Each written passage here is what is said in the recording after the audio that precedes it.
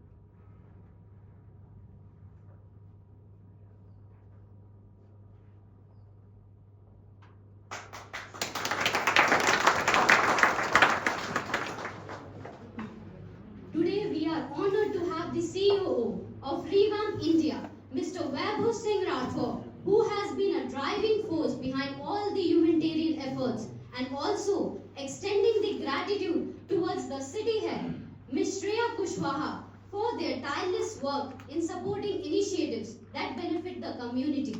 Moreover, a special thanks to their whole team for their commitment to create a better world. Apart from this, Mr. Vaibhav Singh Rathore, CEO, Revamp India, has conducted more than 5,000 workshop sessions in schools and colleges. Moreover, he has started several businesses like Purple Umbrella, Nas Mode, etc. He is dedicated to create a positive social impact and foster community development. Now, it is my pleasure to invite Mr. Vaibhav Singh Rathore to share their valuable experiences and insight.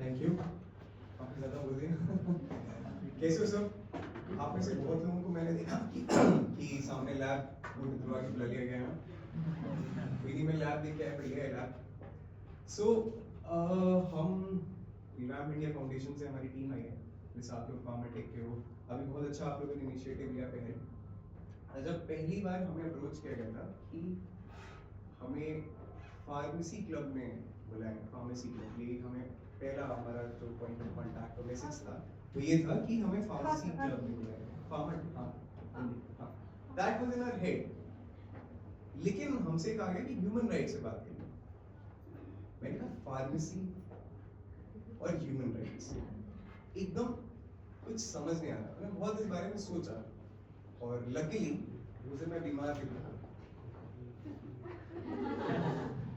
Luckily उस दिन मैं बीमार भी था तो generally जब हमें बुखार होता है तो एक बड़ी फेमस दवा है मार्केटिंग की जरूरत नहीं पड़ती कौन सी पैरासीटामोल और पैरासीटामोल में सबसे फेवरेट ब्रांड होगा कौन सा तो जब मैं डोलो ले रहा था ले गया सबूत के तौर तो मैंने इस बारे में बहुत सोचा कि ह्यूमन राइट्स में और इस डोलो में सिमिलैरिटीज हैं। ह्यूमन राइट्स में और डोलो में सिमिलैरिटीज हैं। मैंने कहा मुझे बुखार हो, आपको बुखार हो, किसी को भी बुखार हो, हम सबके लिए डोलो, मतलब पैरासीटामोल, ठीक है, अगर आप लोग के टर्म से बात करें तो पैरासीटामोल सॉल्ट है। इस बात से फर्क नहीं पड़ता है कि आप किस कास्ट के हो, किस रिलीजन के हो, किस एज ग्रुप के हो। डेफिनेटली एज ग्रुप मैटर करता है कंपोजिशन, बट ये चीज मैटर नहीं करती, दोनों सबके लिए सेम होती है कि नहीं होती। और वहीं ह्यूमन राइट्स इंसान को उसी दिन मिल जाते हैं जिस दिन उसका जन्म होता है। मतलब आप इस धरती में आपने कदम रखा, कपड़े पहनाए गए ना पहने गए, ठीक है, लेकिन ह्यूमन राइट्स आपको मिल जाते हैं। अब छोटा सा सवाल, ह्यूमन राइट्स क्या है? मतलब अगर हम उनकी डेफिनेशन पढ़े, मेरे से कहा गया था कि आप आइएगा ह्यूमन राइट्स के कुछ लॉज और डेफिनेशंस ये सब बताइएगा। तो मैंने बहुत इस बारे में फिर सोचा, और लकीली मैं बीमार था, मेरे पास कोई काम था नहीं उस दिन। तो मैंने सोचा, मैंने कहा अगर मैं यहाँ पे आके एक्ट्स, लॉज और ये सब अगर आप लोगों को बताऊंगा, तो ये सब चीजें तो गूगल नहीं बता सकता, मैं अलग क्या बता सकता। मैंने इस बारे में बहुत सोचा। फिर मैंने देखा कि बेसिक ह्यूमन राइट्स क्या है। मैंने कहा राइट टू लाइफ, चैन की जिंदगी जी तो रहे हैं हम लोग। कंबल है हमारे पास, रजाई है, कपड़े हैं, खाने को है, ठीक है, बेसिक राइट टू लाइफ तो है हमारे पास। प्रधानमंत्री को भी गाली दे ही लेते हैं फिर सोशल मीडिया पे, ठीक है, या अपने मनपसंद पार्टी को फॉलो कर लेते हैं, बोल लेते हैं, कुछ भी बोलने, कहने, करने, सबकी हमें आजादी तो है। मतलब जितने बेसिक ह्यूमन राइट्स हैं वो सारे हमको, मतलब हम इस देश में रह के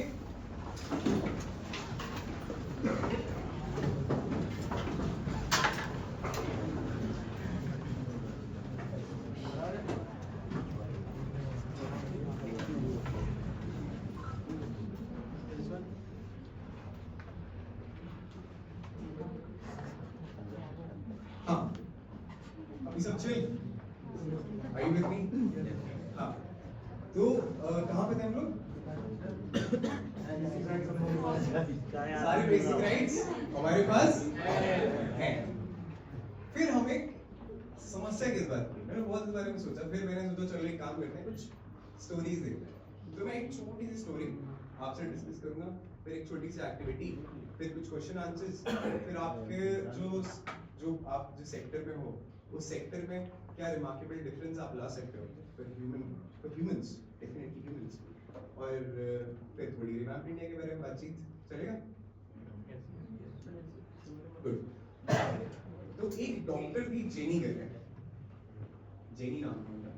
मतलब मैंने कहा ना, हमारे लिए ह्यूमन राइट्स अगर हम उनको पढ़ेंगे तो काफी कैजुअल चीजें, हाँ यार ये सब चीजें तो मिल ही रही है, प्रॉब्लम क्या है कि नहीं, कोई प्रॉब्लम ही नहीं है। कोई भी आप ह्यूमन राइट का कोई भी आप सेक्शन डालो, हमारे देश में लकीली हमें तो कोई दिक्कत नहीं होती। जितनी भी चीजें उस चार्टर में है, 1948 डिक्लेरेशन ऑफ ह्यूमन राइट्स में जो भी चीजें आएंगी वो सब चीजें हमारे देश में मिल तो रही हैं। तो मैंने कहा प्रॉब्लम क्या है? और जिस चीज के आदमी को मिल जाती है उसकी कदर नहीं। तो मुझे लगा क्या इतना बड़ा टॉपिक, मैं सोशल वर्क का स्टूडेंट हूँ, मुझे हम लोग को ह्यूमन राइट्स पढ़ाएगा, थैंक्स टू योर क्लब कि मैंने इस बारे में दोबारा जाके पढ़ा है। मेरे लिए इम्पोर्टेंट टॉपिक नहीं था, मेरे लिए सिर्फ एक हेडिंग थी, और मेरे लिए एक कह लो कि इस चीज को पढ़ना था क्योंकि मुझे इस चीज की वैल्यू नहीं पता। अब आदमी को किसी चीज की वैल्यू तब तक नहीं पता चलती जब तक वो चीज चली नहीं जाती। तो बांग्लादेश में जब बांग्लादेश बना था 71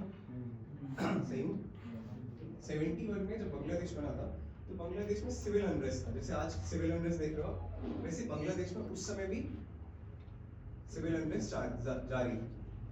तो उस दौरान क्या था कि यूएन की पीस कीपिंग फोर्स होती है। यूएन क्या होता है, जहाँ पे भी कहीं अनरेस्ट होता है वहाँ पे अपने कुछ लोग भेजता है, नहीं जाओ और वहाँ पे चीजें नॉर्मल करो। तो वहाँ पे हेल्थ कैंप लगता है, एक ऑर्गेनाइजेशन है WHO, आप लोग को जरूर पता होगी। तो WHO का कैंप लगा था, उसमें एक डॉक्टर थी जेनी, डॉक्टर जेनी के पास एक पेशेंट आई। वो पेशेंट को कुछ इन्फेक्शन था और उसको तुरंत मेडिकल ट्रीटमेंट की जरूरत थी इंस्टेंटली। तो वो आई होगी मान लो दोपहर के 3 बजे और ट्रीटमेंट वगैरह में और पूरे प्रोसीजर में रात के 11 बजे, और वो पेशेंट पूरे समय परेशान थी कि मुझे घर जाना है, जल्दी जाना है। लेकिन डॉक्टर जेनी के साथ एक समस्या थी, उन्होंने ले रखी वो शपथ, क्या बोलते हैं उसको, हाँ ओथ ले रखी। उन्होंने ये ओथ ले रखी थी कि भाई मैं तो अगर मेरे सामने पेशेंट आए मैं इसको फिक्स करूंगा, और उन्हें पता था अगर एक दिन मैं लेट होंगी तो इसको मैं बचा नहीं। तो उन्होंने उसको एनेस्थीसिया दिया और 11 बजे तक रुका और इसको ऑपरेशन कर दिया, और जब उसको होश आया उसको घर भेज दिया। अब डॉक्टर जेनी ने तो अपना काम कर दिया। अगले दिन उसको कहा कि तुम्हें आना है, दवा लेनी पड़ेगी और तुम्हें रोज 7 दिन तक आना पड़ेगा। अगले दिन जब वो महिला आई तो अकेले नहीं आई था, इस बार अपने हस्बैंड के साथ आई। तो उस महिला का जो चेहरा था वो इतना स्वेल पूरा। तो डॉक्टर जेनी को लगा भाई मैंने मेडिसिन गलत तो नहीं दे दिया, कोई सिरिंज तो नहीं गलत लगा दी। तो उन्होंने डॉक्टर को दिखाया और क्या हस्बैंड से पूछा कि क्या हो गया। अरे डॉक्टर साहब कोई दिक्कत तो नहीं हुई? उसने अपने बंगला में बोला होगा, मुझे भी नहीं आती और आपको भी नहीं आती। तो उन्होंने बंगला में बोला होगा कि डॉक्टर साहब कोई दिक्कत नहीं हुई। तो मैंने कहा इनका चेहरा कैसे सूजा हुआ है? डॉक्टर ने पूछा उसके हस्बैंड से। वो कह रही मुझे 9:30 बजे खाना नहीं मिला रात में, तो मैंने इसको मारा था, इस वजह से इसका चेहरा इतना सूज गया। कोई ऑपरेशन मतलब वो 9 बजे खाना खाता है, उसको 9 बजे खाना नहीं मिला इसलिए उसने उस महिला को। तो बेसिक ह्यूमन राइट्स क्या होते हैं, ये हमें किस हमारे लिए ह्यूमन राइट्स इसके लिए नहीं, हमारे लिए इंपॉर्टेंट भले ही नहीं हो, लेकिन उस महिला के लिए इंपॉर्टेंट है कि नहीं? या अगर हम देखें कि मैं दोनों वेज बोलूंगा, फिलिस्तीन में जो लोग हैं या इजराइल के जो लोग हमास के अटैक में मारे गए, या हो सकता है कि बांग्लादेश में जो वायलेंस हो रही है, या हमारे देश में अलग अलग जगह अलग अलग डायमेंशंस कहीं पे भी अगर वायलेंस हो रही और वहाँ की स्थिति खराब हो रही, ठीक है, हम इस मैटर को किसी भी रिलीजन में नहीं लेके जाएं और किसी भी कम्युनिटी में ना लेके जाएं। तो कहीं भी अगर कहीं अनरेस्ट हो रहा है तो क्या चीज आ रही है, और उनकी वैल्यू उन लोगों को समझ में आ रही जिनको बेसिक ह्यूमन राइट्स नहीं मिल पा रहे। तो बांग्लादेश की वो एक महिला, उसके लिए ह्यूमन राइट्स जरूरी है, उस इंसान के लिए ह्यूमन राइट्स जरूरी है जो अपना,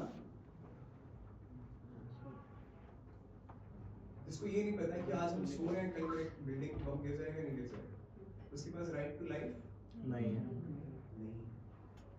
तो इसलिए ह्यूमन राइट्स इतना इंपॉर्टेंट टॉपिक है, और thanks to that Dolo and your invitation मैं इतना इस बारे में सोच पाया। अब मोर ओवर हम आगे बढ़ेंगे, स्टोरी मैंने आप लोगों से डिस्कस की। अब आप लोग बताइए कि what is your take on human rights? Two way communication करेंगे, अच्छा लगेगा, और उसके बाद फिर हम रिगार्ड इंडिया के बारे में बात करेंगे और एक पिक्चर और बताएंगे, विल टॉक अबाउट दैट। तो आपके हिसाब से ह्यूमन राइट्स आपके लिए क्या है, मतलब आपका क्या टेक है ह्यूमन राइट्स का? अब ज्यादा समय नहीं लेता, डोंट वरी, 5 मिनट्स 10 मिनट्स बस। कुछ भी अगर कोई ह्यूमन राइट्स के बारे में बोलना चाहे आप में से, कुछ भी बोल सकते हो, चलेगा मेरे। अच्छा एक फनी बात बताएं, अगर आप ह्यूमन राइट्स के चार्टर्स को चेक करो और जब उन्हें आप पढ़ोगे तो आपको लगेगा यार सही है, ये भी होना चाहिए, वो भी नहीं होना चाहिए। लेकिन अब जब जैसे ही आप देखते हो ना, अगर आप थ्रू द डेफिनेशन अगर उनको जाओगे, तो अगर आपका दोस्त आपको बुली भी कर रहा है क्लास में, तो भी आपकी ह्यूमन राइट्स वो हैम्पर कर रहा है। समय रहने का पूरा शो ह्यूमन राइट्स हैम्पर कर रहा है कि नहीं? Yes. लेकिन अगर थ्रू द डेफिनेशन नहीं जाए तो आप, इसीलिए मेरा सवाल है आपसे, आपके लिए ह्यूमन राइट्स क्या है? हम एक छोटा सा बस हल्का फुल्का डिस्कशन करेंगे, फिर हम very back to the topic. Happiness. Good. Clap for him, यार. Obviously, जिसके घर में बम गिरने वालों को वो तो खुश तो नहीं होगा. और Right to speak. right to speak, yes. Right to speak. यानी आप ये कह रहे हो एग्जाम्पल के लिए मैं अपनी मन की बात रख सकता हूँ. इसे Example के लिए. मन की बात कभी भी कैसे भी रख सकते हैं. गुड. एग्जाम्पल के लिए कोई ऐसी कंट्री जहाँ पे बोलने की आजादी नहीं. अफगानिस्तान. अच्छा वहाँ तो अभी रिसेंटली बात करने की आजादी नहीं क्या? हाँ है ना? तो ठीक है. और क्या है हमारे ह्यूमन राइट्स? दो हो गए हमारे पास एग्जाम्पल. Right to vote. मुझे लगता है लड़की को राइट टू वोट कितना लेट मिला. Right to equality. Inequality. Inequality. Quality inequality. Right to inequality. हाँ समानता नहीं इक्वालिटी. इक्वालिटी हाँ बिल्कुल इक्वालिटी. हमारे आप लोग के भी वोट की उतनी वैल्यू जितनी हमारे हैं. लेकिन अगर कोई लड़की गाड़ी चला के सामने से आ रही है उसी समय हम सारी इक्वालिटी भूल जाते हैं. किनारे हो जाते हैं. किनारे हो जाओ. जब तक ये नहीं खत्म होगा सोसाइटी से हम कैसे एक्सपेक्ट करेंगे कि इक्वालिटी है. अच्छा मैं इस विषय पे बहुत चर्चा करूं 2 मिनट. अक्सर लोग इस बात बोलते हैं कि लड़कियां को रोड सेंस कम होता है. मैं मानता हूं आप लोग. Yes sir. आप में से कितने लोगों को पता है कि लड़कियों को गाड़ी चलाने की आजादी कब मिली थी? वोट देने की तो बहुत देर में मिली थी. गाड़ी चलाने की कब मिली थी पता है? नहीं पता ना. आज की डेट में भी अगर कोई लड़की बुलेट लेकर निकल जाती तो वो सेंटर ऑफ अट्रैक्शन हो जाती क्योंकि ये बहुत है ना. अभी हम किस चीज की बात कर रहे थे? इक्वालिटी. मतलब उसके 2 पैर नहीं वो नहीं चला सकती. हम ऐसा सोचते हैं. हम ऐसी कंडीशनिंग है हमारी. क्या है हमारी ऐसी कंडीशनिंग है आगे भरोसा करने. तो जब तक हम वो गाड़ी से आप बैठी लड़की को देख के एक कदम पीछे होते रहेंगे तब तक हम इक्वालिटी को कैसे प्रमोट कर सकते हो. तो मैंने एक सज्जन से पूछा कि ऐसा क्यों है कि लड़कियां गाड़ी चला पाती. अरे नहीं चला पाती. मैंने कहा तुम कितने साल से गाड़ी चला रहे हो? कह रहे हो गए 15 साल. हमने वो कितने साल से गाड़ी चलाई? 6 महीने. और मैंने कितनी बार अगर घर में 4 लोग हैं तो स्टीयरिंग उसके नाम पे दिया जाएगा. Equal opportunities. तुम देखो मैं बहुत छोटी सी बात कर रहा हूँ. ड्राइविंग घर की चीज है. आप कितनी लड़कियां हैं बैठी हो? अगर घर में तुम्हारा भाई है तुम हो और घर में सारे लोग हैं तो स्टीयरिंग किसके हाथ में दिया जाएगा? है ना. तो ये क्या हो गया? हाँ तब भी यंगेस्ट तो ये this is equality in front of you. इसी से बहुत अच्छा किस्सा याद आता मुझे कि क्वीन एलिजाबेथ के बारे में जानते हो आप लोग? क्वीन एलिजाबेथ गई थी अरब के किसी कंट्री में. I can not recall. शायद दुबई गई. दुबई की बात कर. दुबई के जो प्रिंस थे वहां पे ड्राइविंग की आजादी नहीं है थी नहीं तब तक. तो उन्होंने पूछा कि भाई ड्राइविंग की आजादी नहीं आपके? तो प्रिंस ने कहा दुबई के कि हम ये बिलीव करते हैं कि लड़कियां गाड़ी नहीं चला पाती. ठीक है.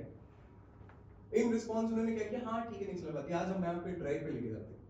और वो उनको एक बढ़िया सी ड्राइव पे लेके गई और ड्रिफ्ट मारी उन्होंने एकदम पूरा घुमा के गाड़ी ला के खड़ी करी. और उसके 1 हफ्ते बाद दुबई में लड़कियों को गाड़ी चलाने की मिल गया.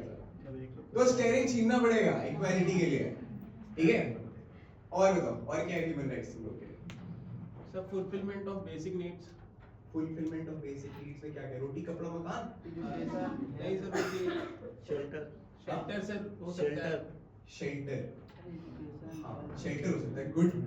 मतलब मान लेते हैं कि कई ऐसे लोग हैं जो अभी भी अगर कैंप में सो रहे हैं तो ह्यूमन राइट्स कहीं तो वायलेट हो रहा है. गुड. और हेल्थ फार्मा हेल्थ बेसिक अगर हेल्थ नहीं मिल पा रही है तो भी दिक्कत है. जिससे कि हम आपको एक रिवाइव इंडिया का कैंपेन हम बिल्कुल अभी इसको जल्दी खत्म करेंगे. Don't worry. कितनी लड़कियां हैं यहाँ पे? सब लोग हैं? आप मुझे ये बताओ कितने लोगों को ये पता है कि अगर उन्हें सर दर्द होता है और थकान लगती है और चक्कर आता है, ये किस चीज के साइन है? Iron deficiency. It's not only the physical but mental exhaustion also leads to this. Mental exhaustion और नो आइडिया, गेट आइडिया। अच्छा बंद हो गई कंपनी। गो ऑन, किस चीज के साइन? माइग्रेन और साइनस और अरीमिया। गुड, क्या कर रहा है? 5 में से 3 महिलाओं को आयरन डिफिशियंसी है। सरकार निर्मलताई कुछ नहीं देती फ्री में, रिकॉर्ड करो ना। मतलब कुछ नहीं देती फ्री में, वो सरकार तुम्हें आयरन टैबलेट्स फ्री में दे रही है। क्यों? क्योंकि देश की अगर 50% वर्कफोर्स, देश की 50% वर्कफोर्स ये अपना अगर 100% पोटेंशियल पे नहीं होगी तो क्या देश में डिफरेंस आ पाएगा?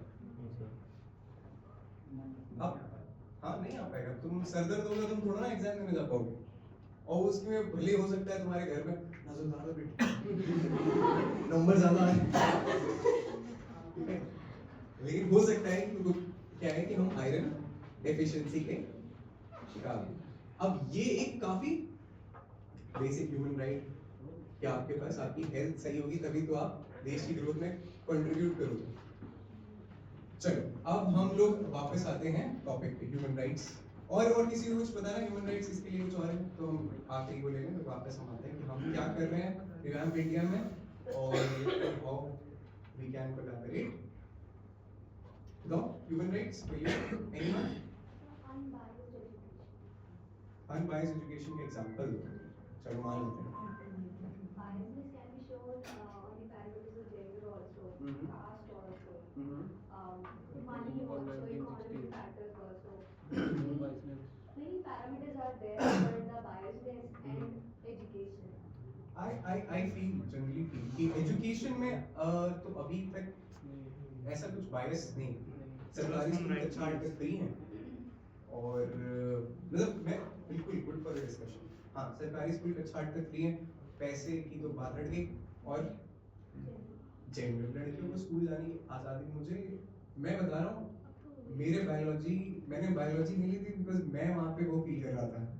मेरी क्लास में सारी लड़कियों ने बायोलॉजी ली। There are some places. हाँ नहीं हम बिल्कुल डिस्कशन कर रहे हैं। गुड। हाँ there are some places।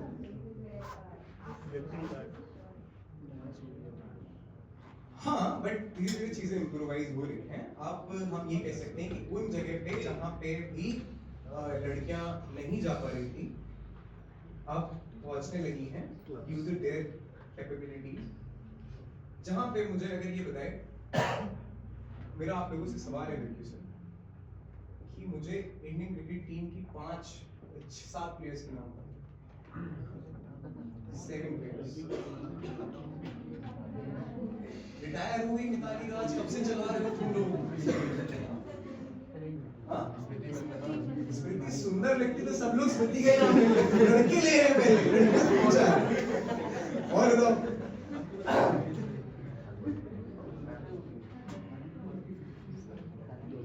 Harmanpreet तो 7 बोले हैं, हमें पता था 3 नाम आ जाएंगे।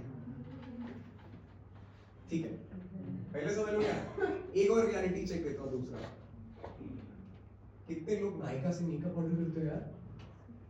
हाँ यार शर्मा नहीं, क्लास है, टीचर्स कुछ नहीं करेंगे, जज नहीं करेंगे, सब मंगाते हैं। मैं नायका मेन यूज करता हूँ, तुम नायका फीमेल वाला तो यूज करती हो, है ना? मंगाते हो, नायका ट्रस्टेड है। नायका की फाउंडर का नाम क्या है? उश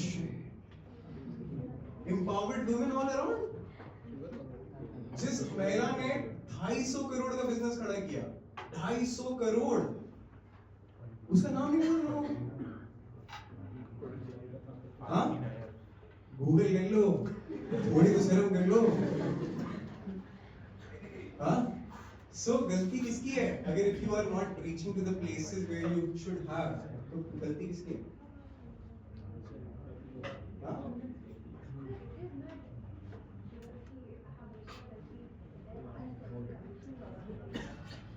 मेरा जिंदगी में एक रूल है छोटा सा, लाइफ में कुछ भी गलत हो रहा है उसके लिए आई एम रिस्पॉन्सिबल। मैं अकाउंटेबल होऊंगा तभी वो चीज को बदल पाऊंगा। अगर मैं अकाउंटेबल ही नहीं होऊंगा तो उसको बदलूंगा कैसे? अगर मुझे 50 आईएएस ऑफिसर्स के नाम नहीं पता है, ठीक है, तो मुझे आईएएस की प्रिपरेशन नहीं करनी चाहिए। मुझे 50 फीमेल आईएएस ऑफिसर्स के नाम पता होने चाहिए। फार्मा इंडस्ट्री में there so many women who are doing so well. You know about them? अगर नहीं पता है तो हम एक्चुअली में अपने साथ गलत कर रहे हैं, ठीक है? That's my thing. अभी लड़कों से पूछो विराट कोहली के घर से लेके पता सब बता डालेंगे। They are that crazy of it. मैं कह रहा हूँ जब विमेंस टीम का मैच होता है तुम लड़कियां क्यों नहीं सारा स्टेडियम भर देती हो? ये मिताली राज रिटायर्ड। तो again the problem is if you want to solve this issue कि आप लोग जगह-जगह नहीं पहुंच रहे हो तो आपको क्या करना पड़ेगा? अकाउंटेबल होना पड़ेगा। क्योंकि अभी हम सेशंस लेते हैं, जैसे हमने कई सेशंस लिए हैं, करियर पे सेशंस लेते हैं रिवैम्प इंडिया कि हमने सेशन लिया। एक लड़की पूछ रही थी कि हमें सर बायोटेक में जाना है, तो अपने पेरेंट्स को कैसे कन्विंस करें? मैंने कहा तो कैसे कन्विंस कर रहे हो? तो फिर उस लड़की ने मेरे से कहा कि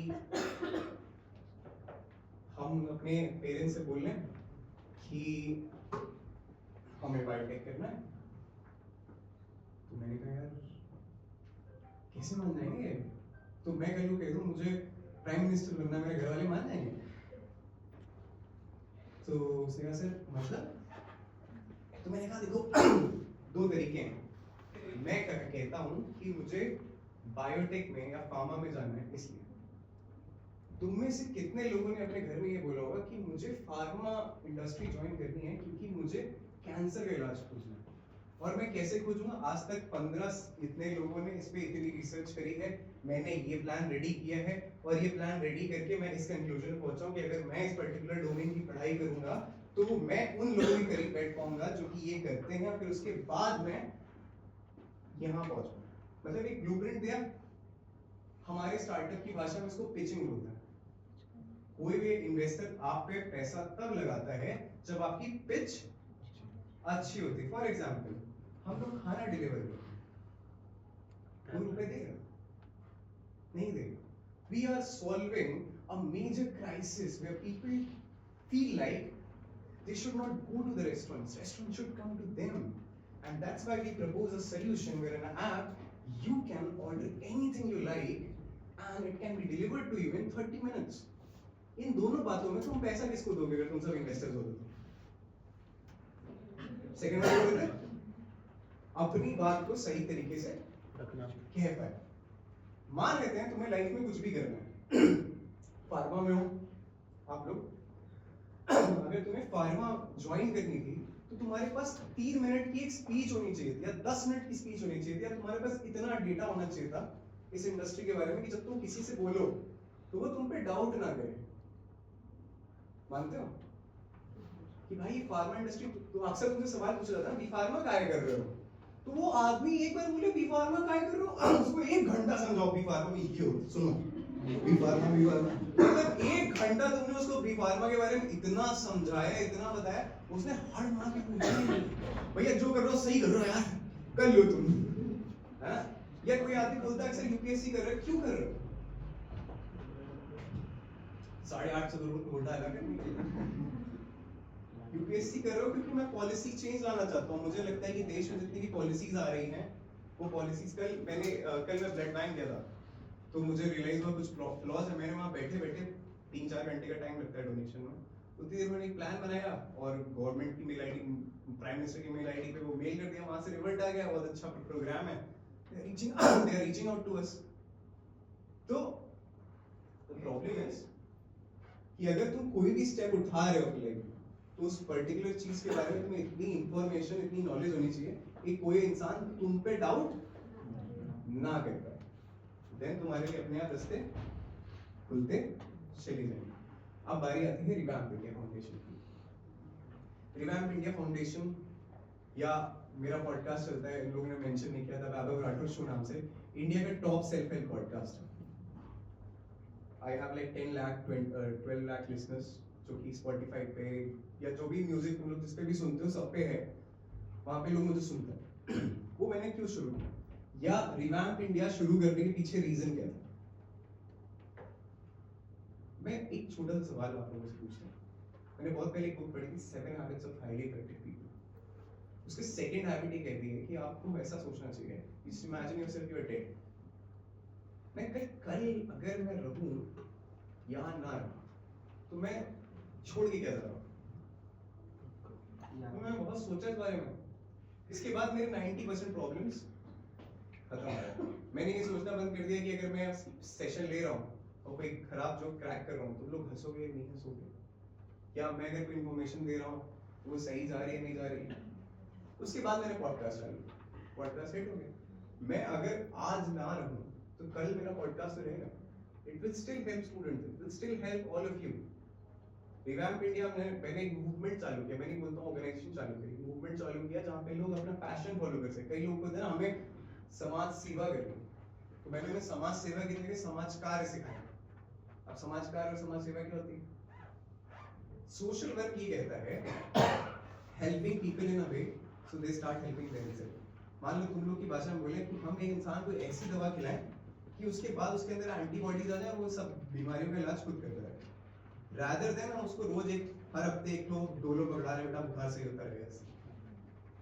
तो सोशल सर्विस जो होती है रोज एक भूखे को खाना खिला दिया, या किसी को ठंड लग रही तो उसको कपड़ा देते हैं। सोशल वर्क क्या होता है? उसको बुनाई सिखाओ ताकि वो अपना स्वेटर एजुकेट हो। तो हमने एक मूवमेंट चालू किया रिवैम्प इंडिया फाउंडेशन से, जहां पे हम लोग जितनी भी शेड्यूल 7 एक्टिविटीज होती हैं, तो शेड्यूल 7 क्या होता है? जैसे फाल्गुनी नायर बताया वैसे बोल दीजिए।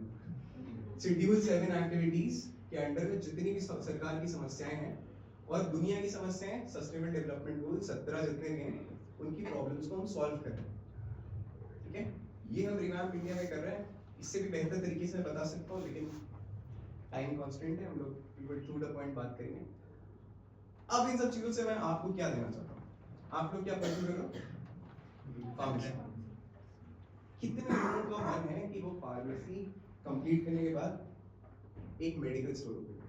कितने लोगों ने सोचा? बी ऑनेस्ट, एक गुड ऑनेस्ट के साथ दो लोग।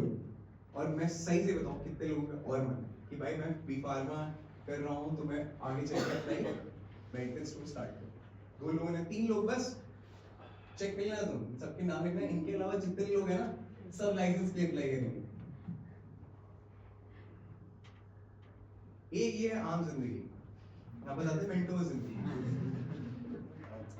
मान लेते हैं कि आप इस फील्ड में इतने अच्छे हो गए कि आपको यूएस की किसी बड़ी कंपनी ने बुलाया कि आपको एक मेजर प्रॉब्लम है, जैसे फॉर एग्जांपल मान लेते हैं एनीमिया, एचपीवी वैक्सीन आ गई वैसे, इस प्रॉब्लम को सॉल्व कैसे कर सकते हो? एचआईवी कैसे सॉल्व कर सकते हो? इसकी कोई मेडिसिन बना सकते हो? कैंसर की मेडिसिन कैसे बन सकती है? हम क्या ऐसा ले सकते हैं कि बॉडी आजकल रेजिस्टेंट हो गई एंटीबायोटिक्स से, क्या हम इसके लिए कुछ कर सकते हैं? हाँ लिख दे दीजिए। ये मिली बहुत तो हम कहाँ पे थे? आज से 100 साल बाद, 100 साल बाद भी तुम मैरी क्यूरी को जानोगे? क्यों जानोगे? मैरी कॉम को तो जानोगे, क्यूरी हाँ?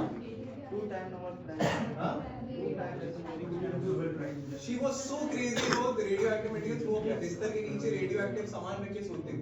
अब उसकी वजह ये है कि उनका हम कोई सामान टच नहीं कर सकते, इतना हाईली रेडियोएक्टिव हो गया। उनकी मौत भी उसी वजह से हुई, but she was so crazy about it. आप में से कितने लोग, आपके पास इतना बढ़िया मतलब सेक्टर है, इसकी कितनी प्रॉब्लम्स आपको पता है और कितनी प्रॉब्लम्स को आप सॉल्व करना चाहते हो? आपका इंटेंशन है इसकी प्रॉब्लम्स को सॉल्व करना, क्योंकि आज नहीं तो कल वास्तविकता क्या है? हम आज हैं नहीं। क्या भोला मेडिकल स्टोर को लोग 10 साल बाद भी याद रखेंगे यहाँ पे भोला मेडिकल स्टोर था? या एक मैरी क्वेरी को याद रख रहे हैं, या फिर क्या नाम है आपका? श्रेया नाम की एक लड़की है जिसने क्या बोलते हैं एंटीबायोटिक रेजिस्टेंस पे एक बहुत बढ़िया रिसर्च आर्टिकल तैयार किया और एक बहुत अच्छा मेथड इजाद किया जिससे कि लोग एंटीबायोटिक रेजिस्टेंस नहीं होगा, तो कोई भी दवा वो कंटिन्यूअसली ले सकते हैं। तो लोग श्रेया को याद रखेंगे या भोला मेडिकल स्टोर को? तो लाइफ में कोई भी चीज करनी है ये सोच के करनी है कि I have to die, I don't have to die nobody. मुझे nobody नहीं मरना है. मैं ऐसा काम करूंगा अपनी लाइफ में जिस भी सेक्टर में मैं हूँ कि लोग आज से 10 साल या 50 साल बाद तक मुझे याद करें रखेंगे. आज भी लोग डॉक्टर जेनी को याद करते हैं. आज भी लोग फ्रैंक काफ्का को याद करते हैं. ठीक है, मुझे 50 फार्मासिस्ट के नाम बताओ अगली बार अगर मैं सेशन लेने आऊं जिनका काम लोग आज भी याद रखते हैं और एक्चुअल में रखते हैं यार. ठीक है, तो that's all from my side. हाँ, सेकंड, आप लोगों का कोई भी क्वेश्चन है रिलेटेड टू लाइफ, करियर, कारोबार, बाधा, बनते काम बिगड़ना, मन चाहना, कुछ भी पूछ सकते हो. I would love to answer. कुछ भी पूछ सकते हो, इट्स अप टू यू. हम पहली बार ऐसा हुआ मुझे लगता है 5-6 साल में टू वे कम्युनिकेशन नहीं किया मैंने. मैं सेशन लेके जा रहा हूँ तो वो मुझे अच्छा नहीं लगा. कुछ भी पूछ सकते हो, एनी क्वेश्चन. क्या हो गया सेक्रेटरी साहब? हाँ, कुछ क्वेश्चन क्लब मेंबर्स? एनीथिंग, कुछ भी पूछ लो, चलेगा. बीटीएस छोड़ के. आपको क्या लगता है कब हमारा वो जर्नल ओबीसी ये सब डिस्क्रिमिनेशन हटेगा? आपको कितने साल लग जाएंगे हम लोग को ये हमारी जनरेशन को जर्नल हटाओगे तो फिर तुम्हें 99% लाना पड़ेगा कि नहीं? मैं इसका मेरिट लिस्ट लाना पड़ेगा. नहीं, मैं इसका एक जवाब देता हूँ कि इन लॉज को प्रोटेक्टिव लॉज बोलते हैं. क्या बोलते हैं? Protective laws. जब मैं कुछ स्कूल में था तो मुझे बड़ी तकलीफ होती थी. फिर मैं सेक्टर में आया, फिर मैं यस फेलोशिप करने गया तो मैं एक जंगल में आदिवासी पीने का पानी नहीं, रहने को मकान नहीं. जब मैंने देखा भाई इस आदमी को तो प्रिविलेज मिलनी ही चाहिए, जब मैंने उनको देखा तो मुझे रियलाइज हुआ कि इस आदमी को प्रिविलेज मिलनी चाहिए. इसके पास बेसिक एमिनिटीज नहीं. मैं ये कहना चाहता हूँ आप लोगों से, आप लोग कोई भी चीज जब लाइफ में क्वेश्चन आया करे उसके पीछे के क्यों बजाएंगे. हम लोग रिजर्वेशन पे बात करते हैं, आप में से कितने लोग इस बारे में बात नहीं करते रिजर्वेशन क्यों दिया जाता है? इस बारे में हम लोग क्यों नहीं बात करते? और क्यों दिया जाता है, किस पर, उसका पर्पस क्या था? जो मंडल कमीशन की रिपोर्ट थी उसका पर्पस क्या था? उसमें कई सारे पैरामीटर्स थे ना. उन पैरामीटर्स में कितने लोगों के पास वो पैरामीटर्स नहीं है? मैं नहीं कह रहा लोग एक्सप्लॉइट नहीं कर रहे भाई, लोग तो आयुष्मान भारत को भी एक्सप्लॉइट कर रहे हैं. तुम्हारी आशा बहनें बेचती ना, सब पता है हमें, हम भी एनजीओ चलाते हैं. तो चीजों को एक्सप्लॉइट तो डेफिनेटली किया जा रहा है, लेकिन जो पर्पस है उसको फुलफिल किया जाना चाहिए. फॉर एग्जांपल, लड़के अक्सर हर सेशन में कंप्लेन करते हैं, सर वो लड़कियों के लिए बड़े अच्छे लॉ हैं, मतलब ऐसे लॉ हैं, कंप्लेन करते हैं जेल में, हम हो गए क्रिमिनल बिना प्रूव हुए. But I want to ask you something. We are empowered, we are living in a city. उस गांव की महिला के बारे में सोचो जिसकी कोई आवाज नहीं है, क्या उसके लिए वो लॉ जरूरी नहीं है? मान लेते हैं 10 लोग एक्सप्लॉइट कर रहे हैं तो 100 लोगों का भला भी तो हो रहा है. वो आदिवासी लोगों का भी तो भला हो रहा है. शेड्यूल्ड ट्राइब्स का तो भला होना ही चाहिए, वो ट्राइबल है. हाँ, पर बाकियों का क्यों होना चाहिए?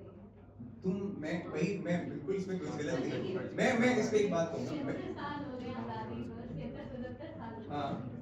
पर कुछ चीजें हैं जो एक्चुअल में ईडब्ल्यूएस चलिए जनरल के लिए डाल दिया. हाँ. उस ईडब्ल्यूएस का भी हमें रिजर्वेशन मिलता भी है तो ओबीसी बराबर मिलता.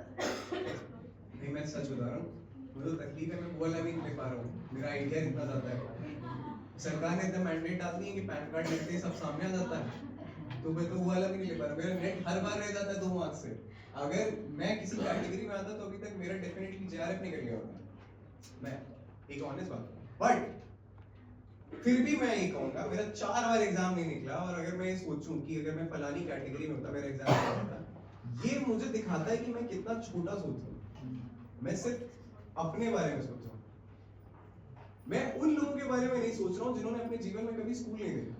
मैं उन लोगों के बारे में नहीं सोच रहा हूँ जिनके पास दिन में 3 बार या 4 मुझसे खाना रहता है. हाँ, डेफिनेटली हमें वो लोग दिखाई देते हैं कि हाँ देखो यार इनके घर में 4-5 आईएएस पीसीएस हो रहे हैं, फिर आ गए ये आईएएस का पेपर लेने, तो ये तो दिखाई देते हैं. लेकिन वो लोग क्यों नहीं दिखाई देते जो एक्चुअल में स्ट्रगल कर रहे हैं, जिनके लिए इनको लाया गया था?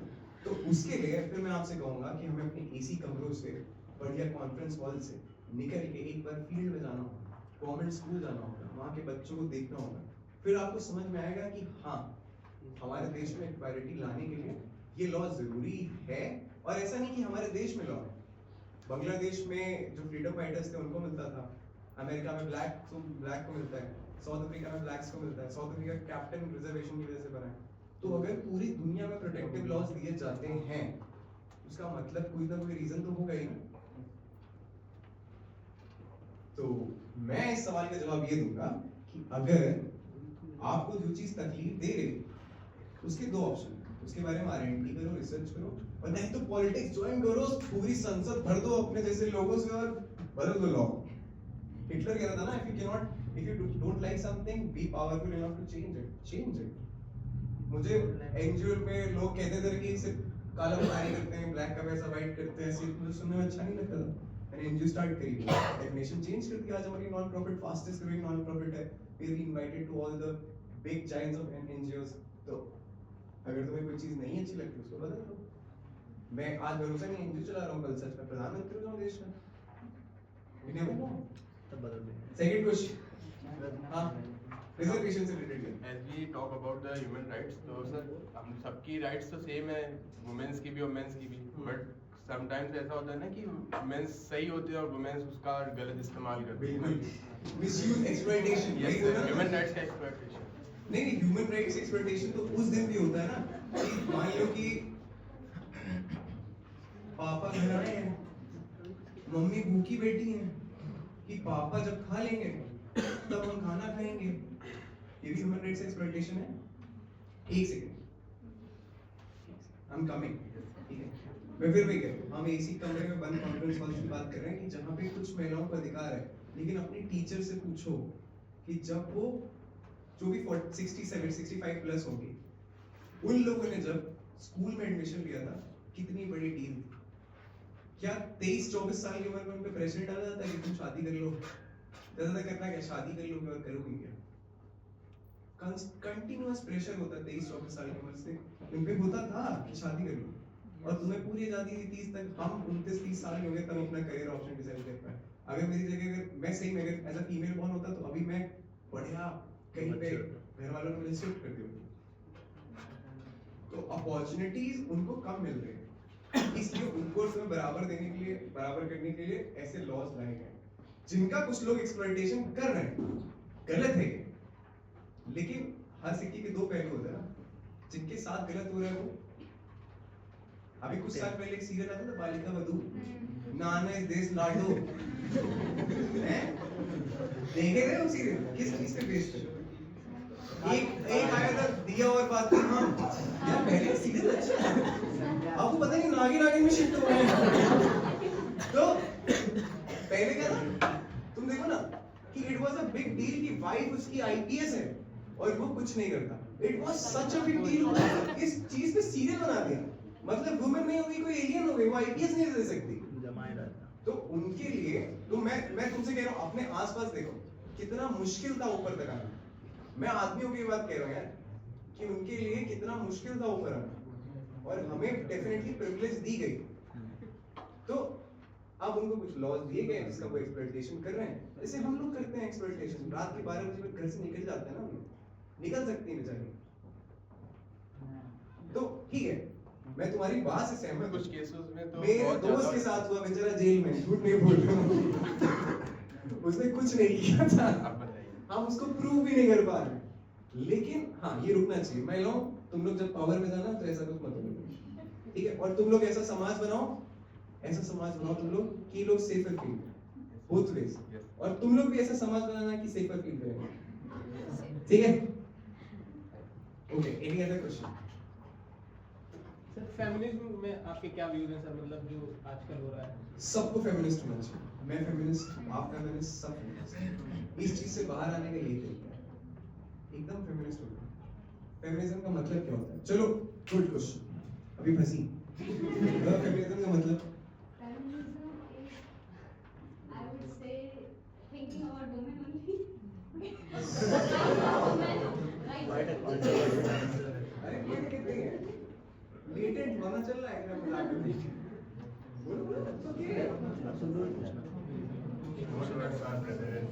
बेचारी प्रेसिडेंट मेहनत कर रही है, लोग कुछ बोल रहे हैं, क्लब की इज्जत बचा रहे हैं। चलो बताओ फेमिनिज्म। अरे इधर नहीं, क्लब वाले कह रहे हैं मैं बहुत तारीफ कर रहे हैं, बुलाएंगे नहीं इसको। When we are talking about feminism, we are not talking about that a man can live for 10 kg and a woman can also live for 10 kg. We are talking about the cerebral opportunities in which a man can be a CEO and a husband. So as a woman can be a CEO and a husband and do their job. Good. और feminism good point. कोई और बताना चाहेगा? कोई? हाँ good. हाँ equal rights तो good, equal rights. और कोई? तुम बताओ भाई, तुम फेमिनिज्म के बारे में क्या समझते हो? ऐसा सर एकदम पोस्टमार्टम कर देते हैं कि सवाल पूछने वाले आप पूछेंगे कि मैं ये समझता हूँ कि जैसे मैम ने बोला कि फेमिनिज्म मींस कि ओनली थिंक अबाउट गर्ल्स, तो सर हम लोग के लिए बोला जा रहा है कि हम सबके बारे में सोचें, और लड़कियों के लिए वो भी तो सबके बारे में सोचे ना सर।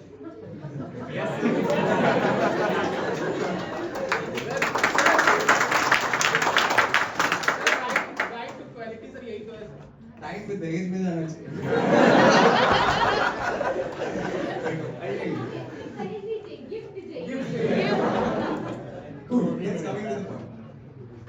फेमिनिज्म को अगर मैं एक लाइन में बताऊं, it's about empowerment of women. और मैं जैसा मैंने बोला है, फेमिनिस्ट सबको होना चाहिए, क्योंकि अगर तुम फेमिनिस्ट होगे तभी तुम अपनी माँ को एम्पावर कर पाओगे। मैंने अपनी मम्मी के हाथ में गलती से फोन दे दिया, उनको फेसबुक चलाना सिखा दिया। हर रोज वो मेरे से पूछती, ये बिटिया कौन है जो तुम्हारी फोटो लगी?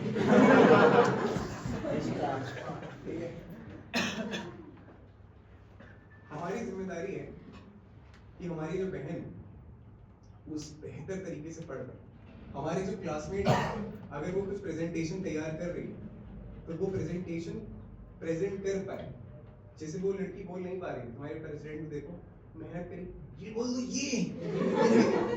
तो दिस इज फेमिनिज्म। और फेमिनिस्ट हर आदमी को होना चाहिए, मुझे होना चाहिए, तुम्हें होना चाहिए, और इन्हें भी होना चाहिए। Feminism is not about hating main. Feminism is not at all about men. It's about empowerment of women. और women को empowerment की जरूरत क्यों है? क्योंकि कई साल से विदेशी आक्रांताएं आने के बाद से हमारे देश में महिलाओं की स्थिति खराब थी, क्योंकि बेहतर हो रही है। ठीक है, बहुत बेहतर हो रही है, हो जाएगी बहुत बेहतर। मैं तो मानता हूँ कि तुम ये देखो ना, कितनी फीमेल प्रेसिडेंट हैं, हुई हैं टोटल 2, और मेल कितने हुए? तो इनको एम्पावरमेंट की जरूरत है कि नहीं? हम तो कोटा पूरा कर चुके ना, 14 बस कितने बार 14 15 बार तो बन ही चुके ना।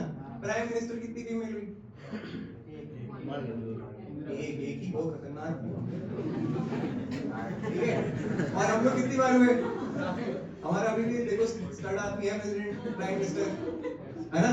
तो जरूरत किसकी है? Empowerment of women. इसलिए हम सबको फेमिनिस्ट होना चाहिए। भाई इन लोग को आगे आने दो ना, बिल्कुल जाने दो, 9 to 5 जॉब करने दो, तुम भी 9 to 5 जॉब करो। जब दोनों लोग थके होगे तो झगड़े नहीं होंगे यार। Yeah, I so want to wrap up. So We will have one more session of you in future. ठीक है, any other question or we हाँ प्लीज। सर जैसे आपने बोला वीकर सेक्शंस को ज़्यादा ज़रूरत होती है, तो मतलब कुछ लोग एक्सपर्ट करते हैं लेकिन कुछ लोगों को ज़रूरत होती है, इस वजह से हमें करना चाहिए। हाँ लेकिन सर एक लिमिट तक कर पाएगा ना, जैसे हम लोग की कंट्री की पॉपुलेशन नंबर 1 पे चली गई है, हाँ तो ये एक बड़ा इशू नहीं है? नहीं, मेरे हिसाब से एक बहुत बड़ी अपॉर्चुनिटी है। जिस ओर जवानी चलती है उस ओर जमाना चलता सर रिसोर्सेज लेकिन कम है। रिसोर्सेज क्रिएट करो ना। Who told you? ये हमारी स्ट्रेंथ है। Never think like this. हमारे पास लोग, यंग लड़के हैं आप लोग जैसे, भले ही कुछ लोग उन्नाव से पास हो रहे हो, कोई दिक्कत नहीं, ठीक है, बट हमारे पास यंग लोग, जापान में they cannot do innovation now, क्योंकि उनके पास 60-70% लोग बूढ़े हो चुके हैं। हमारे पास 125 करोड़ में से 60% लोग जवान हैं यार। इसका मतलब हम कुछ रिमार्केबल कर सकते हैं। हमारे पास हमारा एनर्जी इंडेक्स ज्यादा है, तो ये हमारी स्ट्रेंथ है। पॉपुलेशन हमारी स्ट्रेंथ है। अगर हम में से 30% लोग भी अपना बिजनेस चालू करें तो हम बचे हुए 40% लोगों को जॉब दे सकते हैं कि नहीं दे सकते? रिसोर्सेज क्रिएट करी जाती है। पहले जमीन में ही खेती होती थी, अब पाइप में होने लगी। रिसोर्सेज क्रिएट करिए हमने, रिसोर्सेज क्रिएट करो। Think this is your strength, power. हमारी पॉपुलेशन हमारी पावर है। और एक्सप्लॉइटेशन की लिमिट हम नहीं सेट करते, सोसाइटी सेट करती है। मानते हो? अगर हम इंडिविजुअली नहीं सेट, अरे यार ऐसे तो मैं खुद बोलता हूँ मेरे साथ गलत हुआ यार, 2 मार्क्स से रह गया, तुम उस इंसान के बारे में सोचो जिसका 2 मार्क्स से हो गया, just because he fall into the category. आप उसकी पूरी जिंदगी 7 पुस्तें कम से कम देखेंगे, एक असिस्टेंट प्रोफेसर हमारे यहाँ हुआ है, उसको देख के 100 लड़कियां ज्वाइन करेंगी। एक जो जिंदगी जिसने पहली बार आईएएस बनी होगी जो लड़की, उसने कितने लड़कियों को मोटिवेट किया होगा? किरण बेदी ने कितने लोगों को मोटिवेट किया? ठीक है, ठीक है, नो अदर क्वेश्चन, क्योंकि प्रेसिडेंट साहब के पास माइक आ गया है, she is about to interrupt me. अगर किसी का कोई सवाल है, यू गाइस कैन ड्रॉप की मैसेजेस और चिट्ठी लिख सकते हो अभी, ठीक है। Thank you so much and I am so sorry कि मैं ज्यादा टाइम लिया हूं। Thank you so much.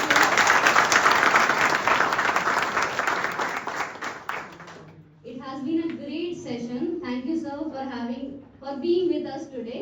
Now I would like to request Dr. A.K. Rai, sir, to present the memento and bouquet to Vaibhav Singh Rathore, sir.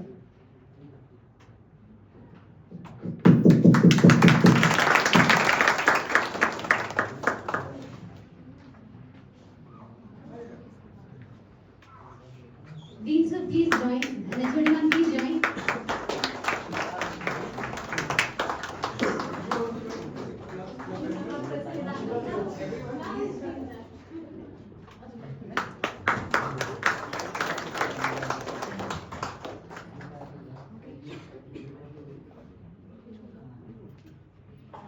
Now we'd like to give the memento to the Revamp Foundation. All the team of Revamp Foundation, please join the stage. Revamp, please.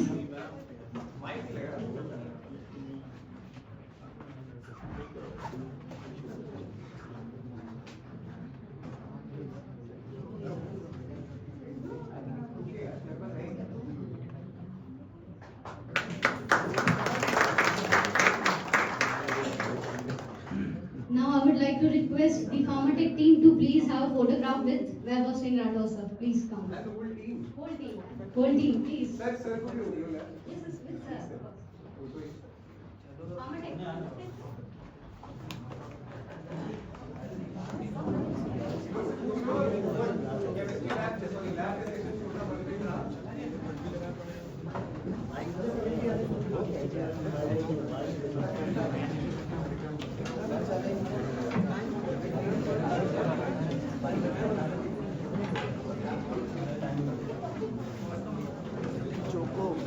अभी बहुत बन गया।